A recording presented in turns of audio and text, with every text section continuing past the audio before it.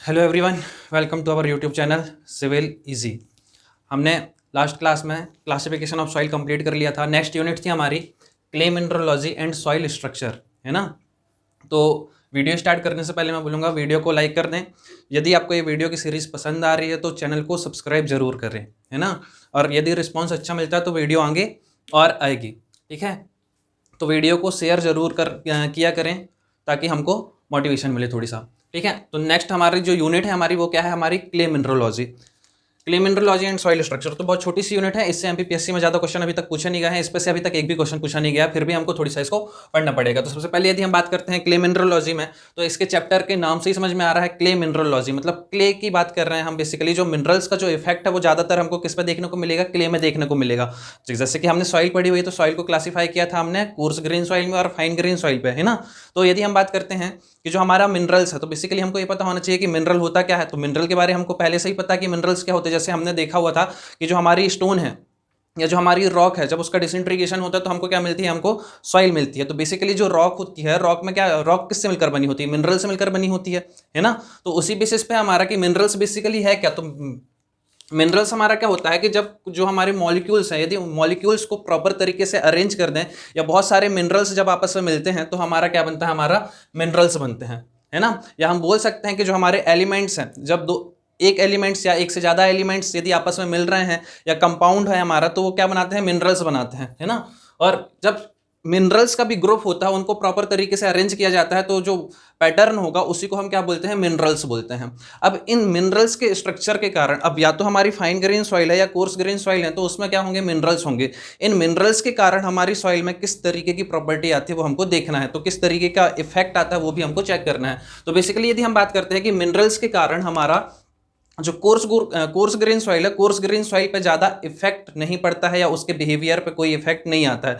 जबकि यदि हम बात करते हैं कि जो हमारी फाइन ग्रेन सॉइल होती है ना, फाइन ग्रेन सॉइल पे हमारे बेसिकली यदि हम बात करते हैं फाइन ग्रेन सॉइल में भी हम यदि बात करते हैं, जो हमारा क्ले होता है, क्ले में हमारा मिनरल्स का इफेक्ट बहुत ज़्यादा देखने को मिलता है ना। इस कारण से हमको इसको पढ़ना पड़ता है। वैसे भी हमने पहले भी लास्ट क्लास में डिस्कस किया हुआ है कि क्ले के जो पार्टिकल्स हैं उनका साइज़ क्या होता है, बहुत कम होता है। जब उनका साइज़ बहुत कम होता है तो इसका स्पेसिफिक सरफेस एरिया जो होता है उसकी वैल्यू बहुत ज़्यादा होती है। स्पेसिफिक सरफेस एरिया जब ज़्यादा होगा तो वो क्या करेगी, मॉइस्चर को ज़्यादा होल्ड करके रख सकती है, मतलब उसकी प्लास्टिसिटी की क्वालिटी क्या होगी, अच्छी होगी, है ना।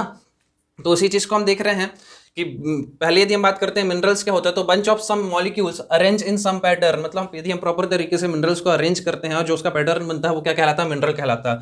Mineralogical composition does not effect the behaviour of coarse grain soil. जो हमारा मिनरल स्ट्रक्चर है वो कोर्स ग्रेन सॉइल के जो बिहेवियर है उस पर इफेक्ट नहीं करता है। जबकि यदि हम बात करते हैं कि जो हमारा क्लेई सॉइल होगी, क्लेई सॉइल पे हमारा मिनरल के कंपोजिशन का या सब मिनरल्स के स्ट्रक्चर का इफेक्ट अच्छा खासा देखने को मिलता है। अब यदि हम बात करते हैं कि हमारी जो कोर्स ग्रेन सॉइल है, कोर्स ग्रेन सॉइल बेसिकली किन मिनरल से मिलकर बनी होती है, तो कई बार एग्जाम पे ये क्वेश्चन भी पूछा गया है कि जो हमारा, अब यदि हम बात करते हैं कोर्स ग्रेन सॉइल पे, तो जो हम स्टडी करते हैं जनरली सैंड की करते हैं। और यदि हम बात करते हैं फाइन ग्रेन सॉइल में, तो जो हम स्टडी करते हैं इसकी करते हैं हम क्ले की स्टडी करते हैं। अब यदि हम बात करते हैं कि सैंड जो है किस मिनरल से मिलकर बना होता है, कई बार एग्जाम पे ये क्वेश्चन भी आया हुआ है कि सैंड में कौन सा मिनरल पाया जाता है या किस मिनरल से हमारी सैंड बनती है, तो हमारी किससे बनती है, क्वार्ट्ज से मिलकर बनती है, ठीक है। अब यदि हम बात करते हैं कि हमारा अब इफेक्ट देखने को कौन सी सॉइल में मिल रहा है, फाइन ग्रेन सॉइल पे देखने को मिल रहा है। तो अब हमको पढ़ना पड़ेगा क्ले मिनरलॉजी, जो कि हमारे चैप्टर का नाम भी है क्ले मिनरलॉजी। क्यों पढ़ रहे हैं हम क्ले मिनरलॉजी को, क्योंकि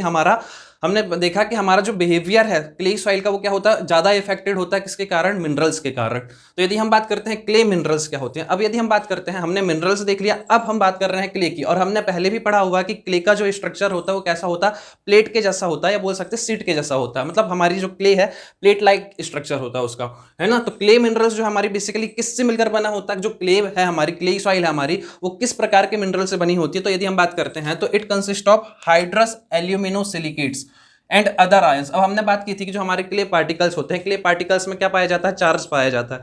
चार्ज पाया जाता है मतलब बोल सकते हैं आयंस पाए जाते हैं। किस प्रकार के आयंस पाए जाते हैं, hydrous alumino silicates and other ions पाए जाते हैं। तो बेसिकली यदि हम बात करते हैं कि जो हमारे क्ले मिनरल है बेसिकली दो प्रकार के यूनिट से मिलकर बनते हैं, है ना। कौन कौन सी यूनिट से मिलकर बनते हैं, एक तो सिलिका टेट्राहेड्रल और एक होती है हमारी ऑक्टाहेड्रल यूनिट, है ना। इससे एग्जाम में कम क्वेश्चन आते हैं। बेसिकली क्वेश्चन पूछा जाता है कि क्ले मिनरल्स कौन से होते हैं हमारी क्ले पे, और उनके बारे में पूछा जाता है। लेकिन हमको उससे पहले ये पढ़ना पड़ेगा कि वो मिनरल्स जो हमारे क्ले मिनरल्स है वो किससे मिलकर बने होते हैं। तो वो मिलकर बने होते हैं हमारी सिलिका टेट्राहेड्रल यूनिट और ऑक्टाहेड्रल यूनिट से। तो सबसे पहले हम बात करेंगे सिलिका टेट्राहेड्रल यूनिट क्या है हमारी, है ना। तो सिलिका टेट्राहेड्रल यूनिट की यदि हम बात करें तो इसका केमिकल फॉर्मूला है SiO2, है ना, SiO2। यदि हम बात करते हैं, मतलब क्या कहने का मतलब क्या है, सिलिका हाइड्रल यूनिट की यदि हम बात करें तो इसमें क्या पाया जाता है, एक तो सिलिका मौजूद होगा उस पर, है ना, सिलिकॉन मौजूद होगा, और दूसरा हमारा ऑक्सीजन मौजूद होगा। अब यदि हम बात करते हैं कि सिलिका टेट्राहाइड्रल यूनिट बनी कैसे है, तो इस पे हमारे होते हैं 4 ऑक्सीजन एटम्स, है ना। ऑक्सीजन के एटम्स कितने होते हैं, 4 होते हैं, और ये ऑक्सीजन के 4 एटम्स सिलिका को क्या करके रखते हैं, बाइंड करके रखते हैं, बांध के रखते हैं, है ना। 4 oxygen atom includes silica at centre, और सेंटर में हमारा क्या होता है, सिलिका होता है ना। सेंटर में हमारा क्या होता है, इस तरीके का हमारा स्ट्रक्चर होता है कि बीच में हमारा क्या है, सिलिका है, और इस पे 4 यूनिट यदि हम बात करें, ये ऑक्सीजन, ये ऑक्सीजन, ये ऑक्सीजन और ये ऑक्सीजन। तो ऑक्सीजन से हमारा सिलिका क्या है, चारों तरफ से घिरा हुआ है।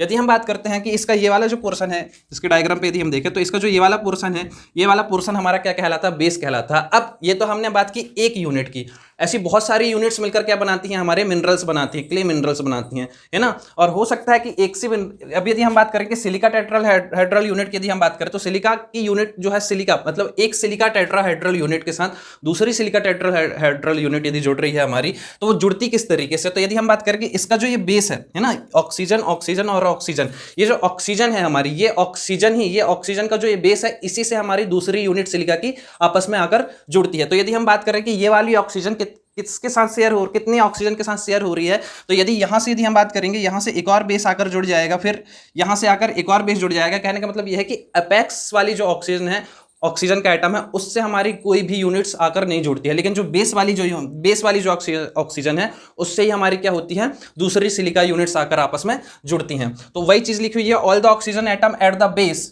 Share the oxygen which to tetrahedral geometry. तो जो दूसरी टेट्राहेड्रल यूनिट्स होगी वो किससे आकर जुड़ेंगी, बेस वाली ऑक्सीजन से आकर जुड़ेंगी, है ना। अब यदि हम बात करते हैं कि ये जो सिलिका टेट्राहेड्रल यूनिट है, इस पर टोटल चार्ज कितना होता है, हमने बोला कि हमारे ऑक्सीजन में कुछ चार्ज होगा, उसके बाद यदि हम बात करें सिलिका में कुछ चार्ज होगा, तो कुछ पॉजिटिव चार्ज होंगे और कुछ नेगेटिव चार्ज होंगे। तो टोटल चार्ज जो इस सिलिका टेट्राहेड्रल यूनिट में आने वाला है वो कितना आएगा, तो net charge on tetrahedral unit. तो यदि हम बात करते हैं सबसे पहले नेगेटिव चार्ज, तो नेगेटिव चार्ज किसके कारण है, हमारा ऑक्सीजन के कारण है।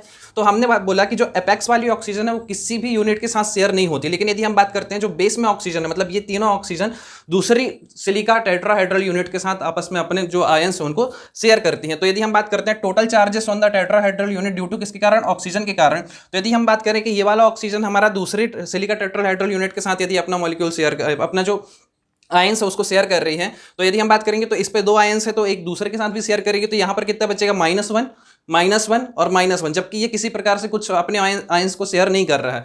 तो इस पे यदि हम बात करेंगे टोटल कितने आयंस हो जाएंगे हमारे, टोटल नेगेटिव चार्ज कितना आ जाएगा इसके ऊपर, तो यदि हम बात करेंगे -1 और यहाँ पर क्या हो जाएगा -2, तो टोटल नेगेटिव चार्ज कितना हो जाएगा इस ऑक्सीजन पे, ऑक्सीजन के कारण, तो टोटल नेगेटिव चार्ज हो जाएगा -5। ऐसे यदि हम सिलिका की बात करें तो सिलिका के कारण जो हमारा सिलिका के कारण एक तो हमारा पॉजिटिव चार्ज आ रहा है, और उसकी वैल्यू क्या हो जाएगी, तो ये वैल्यू हो जाएगी, सिलिका के कारण जो चार्ज आता है वो क्या आएगा हमारा +4।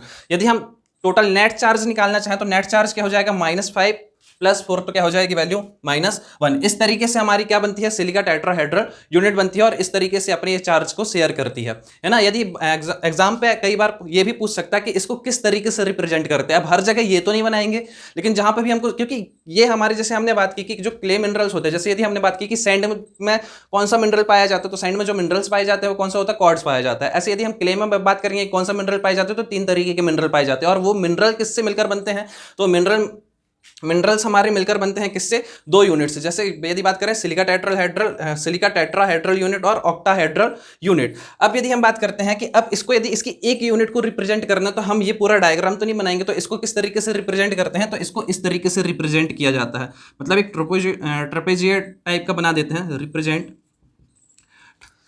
ट्रेपेजॉइडल के जैसे हम इसको बना देते हैं कुछ इस तरीके से, है ना। तो कहीं पे भी यदि हमको सिलिका टेट्राहेड्रल यूनिट बनानी है तो हम इस तरीके से इसका डायग्राम बना देंगे तो हमको समझ में जाएगा कि क्या है, ये सिलिका टेट्राहेड्रल यूनिट है। नेक्स्ट यदि हम बात करते हैं, नेक्स्ट यूनिट है हमारी ऑक्टाहेड्रल यूनिट। तो ऑक्टाहेड्रल यूनिट की यदि हम बात करते हैं तो इसका जो स्ट्रक्चर है इस पर किस तरीके से होता है, इसका स्ट्रक्चर हमको देखने में कुछ इस तरीके से दिख रहा है।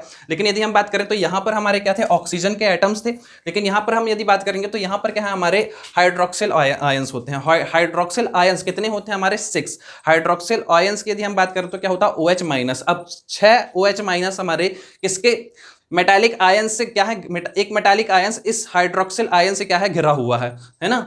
और कितने हाइड्रोक्सिल आयंस हैं, 6 हाइड्रोक्सिल आयंस हैं, इससे हमारा मेटालिक आयन घिरा हुआ। अब ये मेटालिक आयंस कौन से हो सकते हैं, जैसे यदि हम बात करें कि एल्यूमिनियम हो सकता है हमारा आयरन हो सकता है, हमारा मैग्नीशियम हो सकता है ना। अब ये तीनों में से कुछ भी हो सकता है। यदि हमने सेंटर पे एल्यूमिनियम लिया हुआ तो हमारा क्या हो जाएगा, तब इस स्ट्रक्चर को हम क्या बोलेंगे, गिब्साइड स्ट्रक्चर। यदि यहाँ पर हमारा एल्यूमिनियम की जगह आयरन आ गया तो फिर इसका नाम क्या हो जाएगा, फेराइट। और यदि हमारा इस एल्यूमिनियम की जगह हमारा क्या आ गया है, मैग्नीशियम आ गया है, तो क्या हो जाएगा हमारा ब्रूसाइट। ठीक है, तो इस मेटालिक आयन की जगह हमारे इन तीनों में से कुछ भी हो सकता है। लेकिन ये जो तीन है, तीनों में से कोई एक होगा, और ये एक क्या होगा, 6 हाइड्रोक्सिल आयन से क्या होगा, घिरा होगा। अब जैसे हमने यहां पर देखा था कि इसका एक ऑक्सीजन जो है हमारा दूसरे सिलिका के साथ क्या कर लेता था, अपने चार्ज को शेयर कर रहा था। ऐसे यदि हम इस पर याद करें, जबकि यहां पर हमारा क्या था, एपेक्स वाला जो ऑक्सीजन था वो अपने चार्ज को शेयर नहीं कर रहा था। ऐसे यदि हम यहां पर बात करेंगे कि जो इसका हाइड्रोक्सिल आयंस है ये कितनों के साथ शेयर कर सकता है, तो each hydroxyl ion share 3 octahedral units, मतलब इसका हर एक पार्ट क्या है, 3 के साथ शेयर कर सकता है, 3 ऑक्टाहेड्रल यूनिट्स के साथ अपने आयंस को शेयर कर सकता है। तो यदि हम बेसिकली बात करेंगे इस पर जो टोटल नेगेटिव चार्ज आएगा इस हाइड्रोक्सिल आयन के कारण, वो कितना जाएगा, 1 से। अब इसके जो है पूरे के पूरे मतलब 6 के 6 हमारे क्या कर रहे हैं, ऑक्टाहेड्रल यूनिट्स के साथ अपने आयंस को शेयर कर रहे हैं। जो दूसरा ऑक्टाहेड्रल यूनिट होगी उसके साथ अपने आयंस को क्या कर रहे हैं, ये शेयर कर रहे हैं। जबकि यहाँ पर एपेक्स वाला जो ऑक्सीजन था ये शेयर नहीं कर रहा था, जबकि बेस वाला जो था वो शेयर कर रहा था 2 के साथ। लेकिन यहाँ पर यदि बात करें कि हर एक क्या है,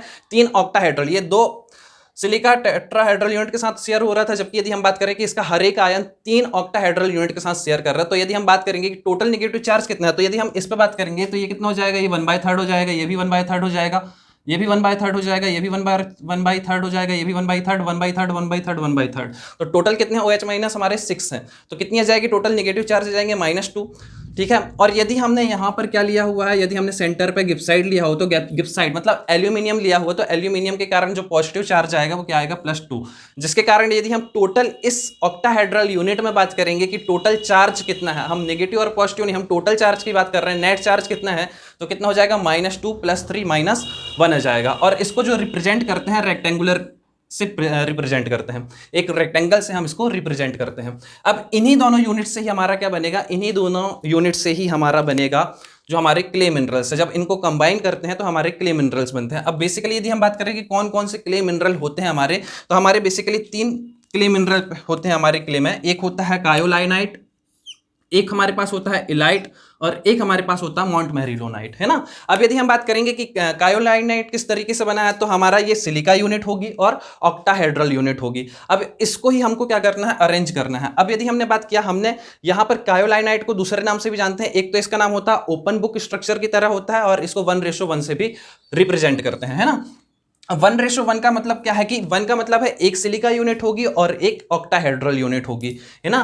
तो हमने एक क्या बना दिया यहाँ पर, एक ऑक्टाहेड्रल यूनिट बनाई और एक सिलिका यूनिट बनाई। इनकी जो थिकनेस होती है, जब इन दोनों को जोड़ा तो इनकी जो थिकनेस होती है वो कितनी होगी, 7 एंगस्ट्रॉन्ग। यदि हम बात करते हैं 1 एंगस्ट्रॉन्ग में कितना होता है, तो 10⁻⁻10 मीटर हमारा 1 एंगस्ट्रॉन्ग के बराबर होता है। या दूसरे शब्दों में हम ये भी बोल सकते हैं कि हमारा 1 एंगस्ट्रॉन्ग 0.1 नैनोमीटर के बराबर होता है। अब जब हमने कायोलाइनाइट के लिए हमने क्या किया, एक पूरी की पूरी एक क्या किया हमने, यहाँ पे एक सिलिका यूनिट है, एक ऑक्टाहेड्रल यूनिट है, तो इन दोनों को आपस में मिलाया, है ना। और ऐसी बहुत सारी यूनिट्स, ऐसी देखो हमने यहाँ पर क्या है, ये हमारी ऑक्टाहेड्रल यूनिट है और ये सिलिका यूनिट्स हैं। तो ऐसी ही बहुत सारी यूनिट्स को जब हमने आपस में जोड़ दिया, हो सकता है 10 to 100 के आसपास जब हमने यूनिट को जोड़ दिया, तब हमारा क्या बना, क्ले मिनरल बना। और कौन सा क्ले मिनरल बना, कायोलाइनाइट बना, है ना। अब यदि हम बात करते हैं कि ये जब आपस में जुड़े होते हैं तो किस बॉन्ड से जुड़े होते हैं, क्योंकि बॉन्ड बहुत ज्यादा इंपॉर्टेंट है, क्योंकि इसी बॉन्ड पे ही डिसाइड होगा कि इसकी प्रॉपर्टी किस तरीके की होगी।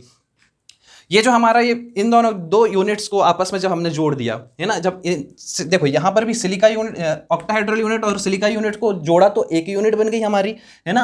और ऐसी बहुत सारी यूनिट्स को जब हमने आपस में जोड़ दिया तो हमारा क्या बन गया, एक मिनरल बन गया जिसका नाम है हमारा कायोलाइनाइट, है ना। और इनको जोड़ने के लिए कौन से बॉन्ड की जरूरत होती है, या इनके बीच में कौन सा बॉन्ड पाया जाता है, तो वो जो बॉन्ड पाया जाता है वो हमारा होता है हाइड्रोजन बॉन्ड। अब यदि हम बात करते हैं कि ऐसी बहुत सारी लेयर होती है लेकिन इनकी कुछ ना कुछ थिकनेस तो होगी कि बहुत सारे को आपस में जोड़ा, तो इनकी थिकनेस कहां से कहां तक वेरी करती है। तो यदि हम बात करते हैं कि जब ऐसी बहुत सारी यूनिट्स आपस में जुड़ती है तो इनकी जो यूनिट होती है वो कितनी होती है, 50 नैनोमीटर से 2000 नैनोमीटर तक इसकी थिकनेस होती है। एक नैनोमीटर में कितना होता है ये आपको पता, 10⁻⁹ मीटर। यदि हम बात करते हैं कि इनके बीच में बॉन्ड कौन सा होता है, तो हमने देखा कि इनके बीच में हमारा हाइड्रोजन बॉन्ड होता है और हाइड्रोजन बॉन्ड बहुत ज्यादा स्ट्रांग होता है। जब बॉन्ड बहुत ज्यादा स्ट्रांग है तो इस पर स्वेलिंग और श्रिंकेज की प्रॉब्लम नहीं आने वाली है ना, क्योंकि हमारा बॉन्ड स्ट्रांग है। नेक्स्ट चीज यदि हम देखते हैं स्पेसिफिक सरफेस एरिया, इसका स्पेसिफिक सरफेस एरिया क्या है हमारा, 15 मीटर स्क्वायर पर ग्राम, है ना। जिसका स्पेसिफिक सरफेस एरिया ज्यादा होता है उसका साइज क्या होता है, उस पार्टिकल का साइज क्या होगा, या हम बोल सकते हैं कि स्पेसिफिक सरफेस एरिया जो है वो इनवर्सली प्रोपोर्शनल होता है साइज ऑफ पार्टिकल के, है ना। तो क्योंकि यहां पर इसका specific surface area 15 metre square per gram है, और यदि हम आगे देखें हमारा माउंट मेरीनोनाइट, तो इसका जो स्पेसिफिक सरफेस एरिया क्या है, बहुत ज्यादा है। जब इसका स्पेसिफिक सरफेस एरिया ज्यादा है तो हम बोल सकते हैं कि इसके पार्टिकल का साइज बहुत कम होगा एज कंपेयर टू दिस, है ना। तो इसके पार्टिकल का साइज ज्यादा होगा, है ना, इसलिए इसकी थिकनेस भी बहुत ज्यादा वेरी कर रही है 50 नैनोमीटर से 2000 नैनोमीटर तक। इसका जो स्ट्रक्चर है हमारा ओपन बुक स्ट्रक्चर होता है। और यदि इसके एग्जांपल की बात करें तो एग्जांपल में क्या आ जाता है, जैसे हमारा चाइना क्ले, चाइना क्ले किसका में कौन सा मिनरल पाया जाता है, कायोलाइनाइट पाया जाता है ना।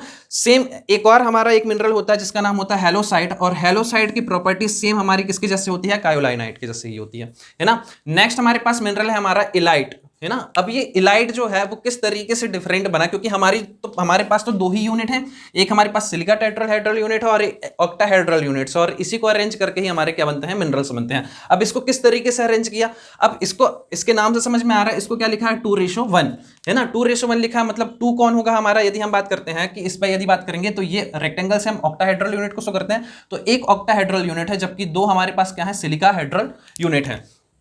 अब इनको जब आपस में जोड़ दिया तो ये एक यूनिट बन गई, और ऐसी बहुत सारी यूनिट्स मिलकर क्या बनाती है, हमारी इलाइट बनाती हैं। अब यदि यहां पर देखें कि यहां पर तो सिर्फ क्या था हमारे पास, ऑक्टाहेड्रल यूनिट और सिलिका यूनिट, मतलब एक एक थी दोनों, तो 7 एंगस्ट्रॉन्ग इसकी थिकनेस थी एक यूनिट की, जबकि यहां पर एक यूनिट की थिकनेस कितनी हमारे पास 10 एंगस्ट्रॉन्ग है। अब इसके बीच में यदि हम बात करते हैं, ऐसी बहुत सारी यूनिट्स को हमने आपस में जोड़ा, और जोड़ने के बाद हमको क्या पता चला कि ये जो मिनरल्स हैं इनके बीच में कौन सा बॉन्ड पाया जा रहा है, इनके बीच में जो बॉन्ड पाया जा रहा है वो बॉन्ड है हमारा मेटालिक बॉन्ड, या इसी को बोल सकते हैं पोटेशियम बॉन्ड, है ना।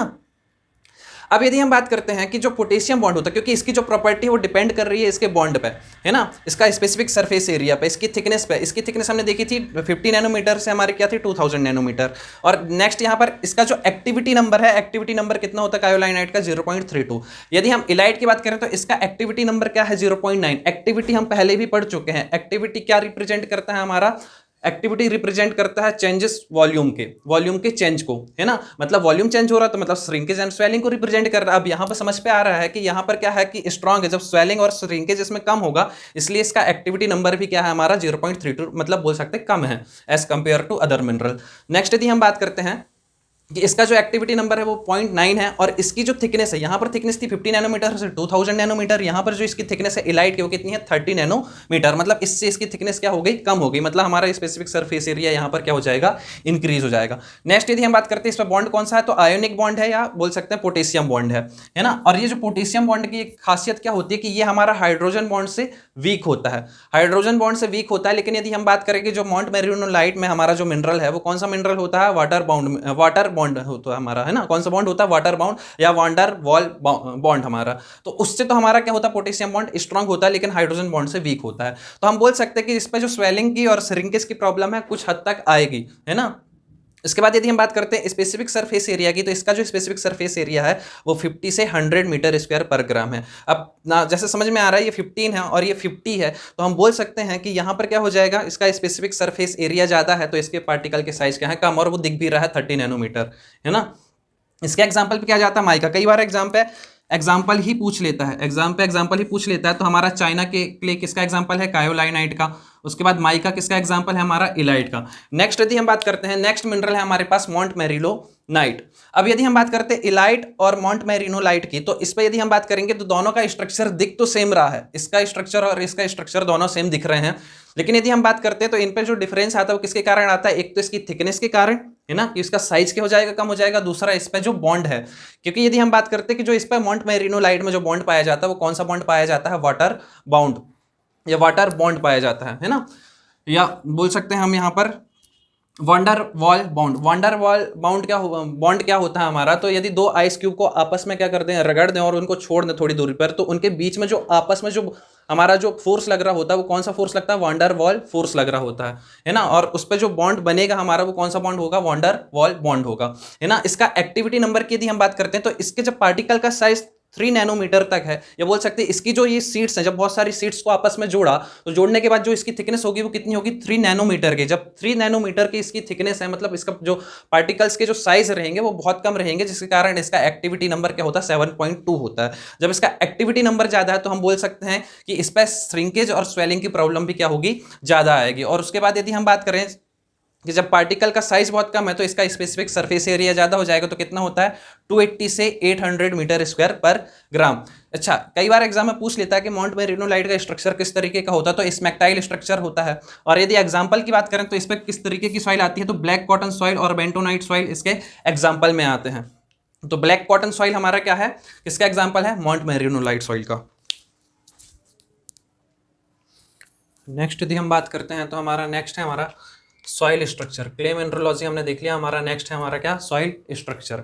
अब सॉइल का स्ट्रक्चर किस तरीके का होता है, ये किस पे डिपेंड करेगा कि जो हमारे जो सॉलिड्स पार्टिकल होंगे, सॉलिड जो पार्टिकल हैं उनका अरेंजमेंट किस तरीके से है, उसी पे डिपेंड होगा हमारे सॉइल का स्ट्रक्चर। तो arrangement of solid particle in the soil form soil structure. जिस तरीके से भी हमारा जो सॉलिड पार्टिकल्स का अरेंजमेंट होगा उसी पे डिपेंड करेगा कि हमारा जो सॉइल है उसका स्ट्रक्चर किस तरीके का होगा, है ना। और स्ट्रक्चर ऑफ सॉइल, जो सॉइल का स्ट्रक्चर होगा वो किस चीज पे डिपेंड करेगा बेसिकली, तो उस पर दो तरीके के फोर्स होंगे। एक हमारा होता है ग्रेविटेशनल फोर्स और एक हमारे पास होता है इलेक्ट्रिकल फोर्स या सरफेस इलेक्ट्रिकल फोर्स। अब सरफेस इलेक्ट्रिकल फोर्स की यदि हम बात करें तो किसमें होगा इलेक्ट्रिकल फोर्स, जिसमें चार्ज होगा, ऐसी सॉइल जिसमें चार्ज मौजूद होगा। जैसे यदि हम सबसे पहले बात करते हैं ग्रेविटेशनल फोर्स की, तो ग्रेविटेशनल फोर्स जैसे हमने सुना है क्या होता है, F = m × g, F = m × g। अब यहाँ पर m क्या है, हमारा पार्टिकल का मास होगा, और g क्या है, हमारा ग्रेविटेशन, मतलब g की वैल्यू हमारी 9.81 होती है, और f हमारा क्या है, फोर्स है। अब यदि हम बात करते हैं कि यदि हमारा m बहुत छोटा होगा, है ना, यदि हमारा m की वैल्यू बहुत कम हो जाएगी, मतलब मास बहुत कम हो जाएगा, मतलब साइज भी कम होगा, मास कम मतलब साइज भी कम होगा, तो m की वैल्यू यदि बहुत कम या निग्लिजिबल है तो उस कंडीशन पे ऑलरेडी हमारी g की वैल्यू कम हो जाएगी और फोर्स की वैल्यू भी हमारी क्या हो जाएगी, कम हो जाएगी। तो हम बोल सकते हैं कि ग्रेविटेशनल फोर्स की यदि हम बात करें तो ग्रेविटेशनल फोर्स क्या है कि यदि हमारे पार्टिकल का साइज, यदि हमारे पार्टिकल का साइज ज्यादा होगा तो ग्रेविटेशनल फोर्स क्या होगा, ज्यादा होगा, है ना। पार्टिकल का साइज ज्यादा होगा तो मास ज्यादा होगा, मास ज्यादा होगा जी के साथ मल्टीप्लाई करेंगे तो वैल्यू ज्यादा आएगी, है ना, ग्रेविटेशनल फोर्स हमको ज्यादा मिलेगा। और यदि हमारा साइज कम होगा तो हमको ग्रेविटेशनल फोर्स क्या मिलेगा, कम मिलेगा, है ना। नेक्स्ट यदि हम बात करते हैं सरफेस इलेक्ट्रिकल चार्ज, तो सरफेस इलेक्ट्रिकल चार्ज किस पे मिलेगा, यदि हमारा साइज कम होगा तो वहां पर हमको इलेक्ट्रिकल चार्ज नहीं मिलेगा। जैसे क्योंकि हमने पहले ही बात किया, जैसे हमारी कोर्स ग्रेन सॉइल है तो कोर्स ग्रेन सॉइल में किसी प्रकार के कोई चार्जेस नहीं पाए जाते हैं ना। तो यदि हम बात करते हैं तो साइज यदि हमारा कम होगा तो हमको वहां पर सरफेस इलेक्ट्रिकल चार्ज भी क्या मिलेगा, ज्यादा मिलेगा। या बोल सकते हैं कि चार्जेस जहां पर मौजूद होंगे, अब चार्जेस कहां मौजूद होंगे, जिनका साइज कम होगा। जैसे हमारी क्ले सॉइल हो गई, है ना, क्ले सॉइल पे हमने देखा था उसका स्ट्रक्चर कैसा होता है, प्लेट लाइक स्ट्रक्चर होता है, और उसका जो स्पेसिफिक सरफेस एरिया होता है वहां पर जो चार्जेस होते हैं उस पर नेगेटिव चार्ज ज्यादा डोमिनेट होता है ना। तो उसी आधार पर ही हम बात करेंगे, जो सरफेस इलेक्ट्रिकल चार्ज है वो डिपेंड करता है स्पेसिफिक सरफेस एरिया, और स्पेसिफिक सरफेस एरिया डिपेंड करता है साइज पर, क्योंकि हमारा साइज यदि कम होगा तो स्पेसिफिक सरफेस एरिया क्या होगा, ज्यादा होगा। तो सरफेस इलेक्ट्रिकल फोर्स जो है हमारा, यदि बात करें स्पेसिफिक सरफेस एरिया यदि हमको ज्यादा मिलेगा तो उसका साइज कम होगा, और साइज कम होगा तो हमको सरफेस इलेक्ट्रिकल फोर्स क्या मिलेगा, ज्यादा मिलेगा, है ना। तो बेसिकली ये जो डिपेंड कर रहा है हमारा सॉइल स्ट्रक्चर, वो डिपेंड कर रहा है पार्टिकल के साइज पर, है ना। तो बेसिकली यदि हम बात करें कि सॉइल स्ट्रक्चर में दो तरीके के फोर्स लगते हैं, एक तो ग्रेविटेशनल फोर्स लगता है और एक सरफेस इलेक्ट्रिकल फोर्स लगता है। इन्हीं दोनों चीजों पर डिपेंड करता है हमारी सॉइल का स्ट्रक्चर। अब यदि हम बात करते हैं कि इन्हीं फोर्सेस के आधार पर जो सॉइल है, सॉइल को चार तरीके से स्ट्रक्चर में बांटा गया है, 4 टाइप ऑफ स्ट्रक्चर में बांटा गया है सॉइल को। एक हमारा होता है कोर्स ग्रेन स्ट्रक्चर, एक हमारे पास होता है हनीकॉम्ब स्ट्रक्चर, एक हमारे पास होता है फ्लक्चुलेटेड स्ट्रक्चर और एक हमारे पास होता है डिस्पर्स्ड स्ट्रक्चर, है ना। तो सबसे पहले एक एक से हम बात कर लेते हैं। सबसे पहले हमारे पास होता है कोर्स ग्रेन स्ट्रक्चर। अब कोर्स ग्रेन स्ट्रक्चर किस पे डिपेंड है, एक तो ग्रेविटेशनल फोर्स पे और एक हमारा सरफेस इलेक्ट्रिकल फोर्स पे। तो सीधे सीधे से यदि हम बात करते हैं कि जो कोर्स ग्रेन सॉइल है, कोर्स ग्रेन सॉइल के जो पार्टिकल का साइज होता है वो फाइन ग्रेन सॉइल के कंपैरिजन में ज्यादा होता है ना। तो यदि हम बात करते हैं कोर्स ग्रेन स्ट्रक्चर किस तरीके का होता है, इसमें जो पार्टिकल का साइज होगा वो ग्रेटर होता है 20 माइक्रोन से, 20 माइक्रोन से पार्टिकल का साइज ज्यादा होता है। तो हमने देखा भी है कि हमारी जो फाइन ग्रेन से ऊपर की जो सॉइल है उसका साइज क्या होता है, 75 माइक्रोन से ऊपर जो सॉइल होती है वो हमारी कौन सी होती है, कोर्स ग्रेन सॉइल होती है। तो यदि इसका साइज हमारा पार्टिकल का साइज ग्रेटर देन 20 माइक्रोन है तो इसमें कुछ हद तक सिल्ट भी आ जाएगी। तो इसके अंतर्गत ग्रेवल आती है, सैंड आती है और हमारा कोर्स सिल्ट आती है, कोर्स सिल्ट आती है ना। तो यदि हम बात करेंगे इस पर, तो इसका अब पार्टिकल का साइज ज्यादा है, जो पार्टिकल का साइज ज्यादा होगा तो ग्रेविटेशनल फोर्स इसमें क्या होगा, अच्छा खासा मौजूद होगा। मतलब कोर्स ग्रेन ग्रेविटेशनल फोर्स क्या होगा, ज्यादा होगा। अब ग्रेविटेशनल फोर्स ज्यादा होगा तो सरफेस इलेक्ट्रिकल फोर्स क्या होगा, कम होगा। और सरफेस इलेक्ट्रिकल फोर्स कम क्यों होगा, क्योंकि यहां पर हमारा पार्टिकल का साइज ज्यादा है और पार्टिकल का साइज ज्यादा होगा तो सरफेस इलेक्ट्रिकल फोर्स क्या होगा, कम होगा। तो इस तरीके से हमारा कोर्स ग्रेन स्ट्रक्चर है, अच्छे तरीके से कॉम्पैक्टेड होता है हमारा कोर्स ग्रेन स्ट्रक्चर, है ना।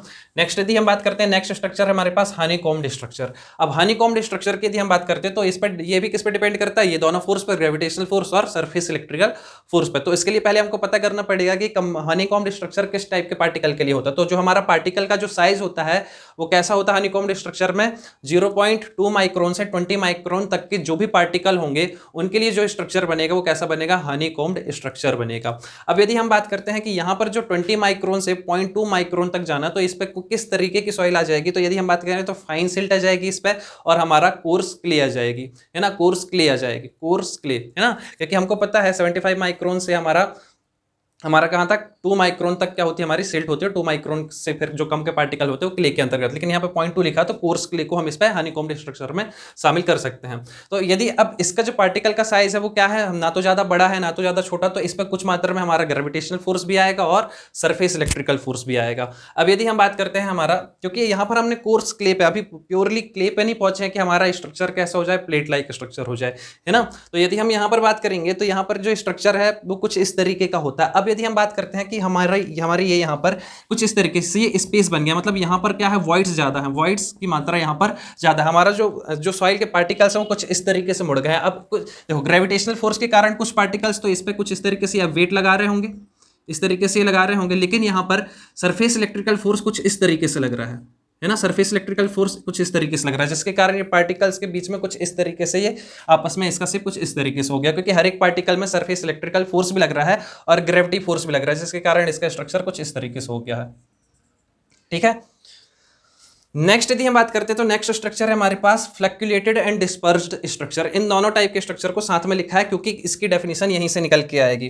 कैसे, फ्लक्चुलेटेड स्ट्रक्चर और डिस्पर्स्ड स्ट्रक्चर के लिए यदि हम पार्टिकल के साइज बोले तो 0.2 माइक्रोन से कम के जो पार्टिकल्स होते हैं वहां पर जो स्ट्रक्चर बनता है वो कैसा स्ट्रक्चर बनता है, फ्लक्चुलेटेड एंड डिस्पर्स्ड स्ट्रक्चर। अब 0.2 माइक्रोन से कम के पार्टिकल तो उसमें फाइन क्ले भी आ जाएगी और कोलाइड पार्टिकल्स भी आ जाएंगे।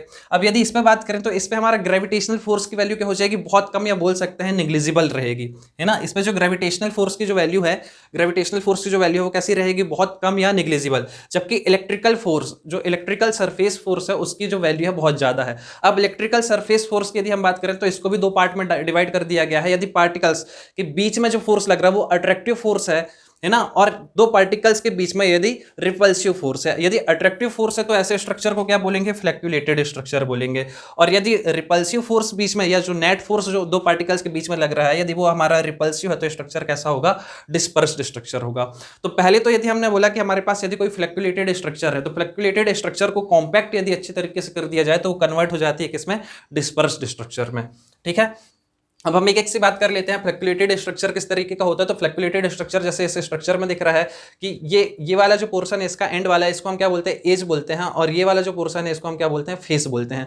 तो इस पर जो जॉइंट होते हैं किस तरीके से पार्टिकल्स अब यहाँ पर देखो ये प्लेट के स्ट्रक्चर के टाइप में बने हैं, क्योंकि इसका साइज बहुत कम हो गया। इसका साइज कम होने के कारण क्योंकि यहाँ पर क्या गई? फाइन क्ले और कोलाइड पार्टिकल्स, है ना। तो यहाँ पर क्या है? नेगेटिव। अब जो स्पेसिफिक सरफेस एरिया है ज़्यादा मिलेगा हमको, है ना, तो उस पर क्या होगा? नेगेटिव चार्ज, मतलब जो नेगेटिव चार्ज है उनकी वैल्यू ज़्यादा होगी पॉजिटिव चार्ज से। हमने पहले भी ये देख चुके हैं, है ना। तो इसका जो कनेक्शन होता है किस तरीके से होता है? फेस टू एज, मतलब ये पूरी फेस है और ये किस तरीके से जॉइंट है? इस पर दूसरा पार्टिकल जो जुड़ा हुआ है, इसके फेस से दूसरे पार्टिकल की एज जुड़ी हुई है ना। यहाँ पर इस फेस से ये एज जुड़ी हुई है। तो इस तरीके का स्ट्रक्चर क्या होता है? बहुत ज़्यादा स्वेलिंग करता है, या बोल सकते हैं कि बहुत ज़्यादा इस तरीके के स्ट्रक्चर में वॉइड्स ज़्यादा मौजूद होते हैं, है ना। तो यदि बात करते हैं इसमें फेस टू एज इसका कनेक्शन होता है या एज टू फेस कनेक्शन होता है। इस पे मिनरल का जो कंटेंट है, जो हमने मिनरल्स देखे थे, मिनरल कौन से देखे थे? कायोलाइनाइट देखा था, एलाइट देखा था, मोंटमेरिनोलाइट देखा था। तो मिनरल्स के कंटेंट जो है वो ज्यादा मात्रा में होता है, जिसके कारण उनका नेचर कैसा होता है? फ्लैक्युलेटेड नेचर हो जाता है। इसके अंदर कौन सी सॉइल आती? कई बार एग्जाम पे आ जाता है कि फ्लैक्युलेटेड स्ट्रक्चर का कौन सा एग्जाम्पल है इनमें से। तो मरीन सॉइल जो है वो किस तरीके की सॉइल होती है? हमारी फ्लैक्युलेटेड नेचर की होती है ना, फ्लैक्युलेटेड नेचर की होती है। नेक्स्ट यदि हम बात करते हैं तो इसकी स्ट्रेंथ की यदि हम बात करें तो इसकी स्ट्रेंथ बहुत ज़्यादा होती है, क्योंकि इनके पार्टिकल के बीच में अट्रैक्टिव फोर्स लगता है। इनके पार्टिकल के बीच में अट्रैक्टिव फोर्स लगने के कारण इस फ्लैक्युलेटेड स्ट्रक्चर वाली सॉइल की स्ट्रेंथ ज़्यादा मौजूद होती है। और जब स्ट्रेंथ ज़्यादा होगी तो वो कम कंप्रेस होगी, तो कंप्रेसिबिलिटी कम हो जाएगी, और कंप्रेसिबिलिटी जब कम है, स्ट्रेंथ ज़्यादा है, तो परमेबिलिटी क्या हो जाएगी? ज़्यादा हो जाएगी। परमेबिलिटी क्या है? परमेबिलिटी एक ऐसी प्रॉपर्टी है जिससे हमको ये पता चलता है कि किसी भी सॉइल में से किसी भी सॉइल में मौजूद वॉइड्स में से वाटर कितना होकर जा रहा है ना। तो यदि किसी भी सॉइल सैंपल में से हमारा वाटर आसानी से फ्लो हो रहा है, वाटर का फ्लो आसानी से हो रहा है, तो हम बोल सकते हैं कि हमारी सॉइल क्या है? परमिएबल है। तो जब इसकी स्ट्रेंथ ज़्यादा, कंप्रेसिबिलिटी कम है, कम दबेगी हमारी सॉइल, तो परमेबिलिटी क्या हो जाएगी? उसकी ज़्यादा हो जाएगी, है ना। परमेबिलिटी क्या हो जाएगी? ज़्यादा हो जाएगी, क्योंकि इसकी स्ट्रेंथ क्या है? ज़्यादा है। ठीक है, एक मिनट।